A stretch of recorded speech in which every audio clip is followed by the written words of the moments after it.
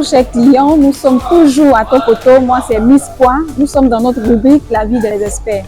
Aujourd'hui nous allons vous parler un peu de la suspension.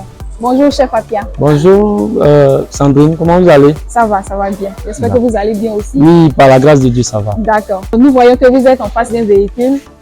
Est-ce que vous pouvez nous parler un peu en quoi consiste la suspension? Qu'est-ce que la suspension? Ce qu'il faut comprendre dans ce que c'est que la suspension, au fait, c'est un ensemble d'organes qui permet vraiment de maintenir la voiture en adhérence au sol. Vous voyez, quand on parle de suspension, c'est tous les éléments qui rentrent en ligne de compte pour pouvoir maintenir le véhicule sur la route. Mais dans le corps même, à l'intérieur du véhicule, est-ce que vous pouvez nous citer quelques pièces de suspension? Bon, là, l'élément que je tiens en bras, on appelle le demi-arbre de roue. Vous voyez, généralement dans nos jargons, c'est le cardan. Donc ça, c'est le cardan de roue arrière gauche. Et ça, c'est le cardan de la roue arrière droite. Et ainsi qu'à l'avant aussi, nous avons des cardans pour chaque roue.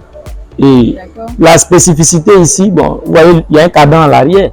Et les véhicules qui sont dotés de ce type de cardan à l'arrière sont des véhicules de type 4x4. Voilà, parce que ce sont ces cardans-là qui vont permettre d'entraîner les 4 roues à la fois.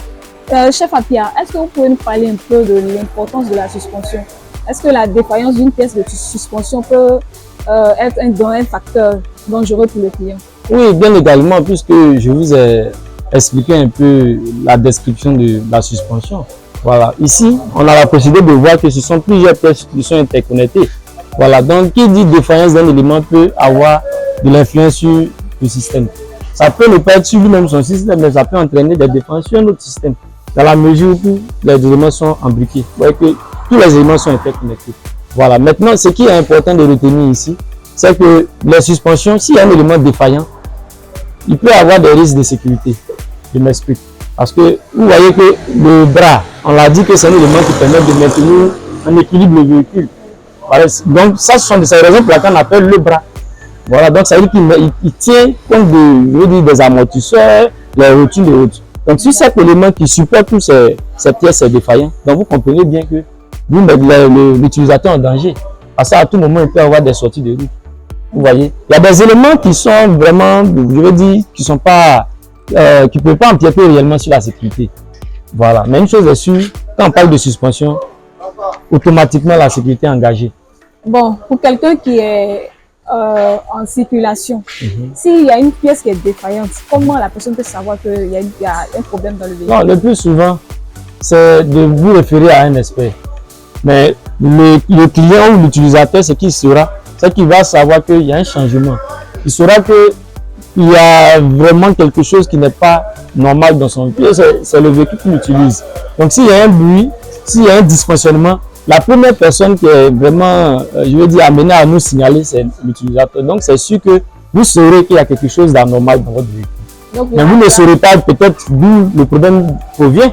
Donc il est vraiment essentiel, utile de vous référer à un professionnel. D'accord. Donc si on comprend bien, dès que le client sent qu'il y a un dysfonctionnement, un bruit, par exemple dans le véhicule, il doit forcément aller consulter un spécialiste. Voilà, c'est ça. D'accord, c'est compris.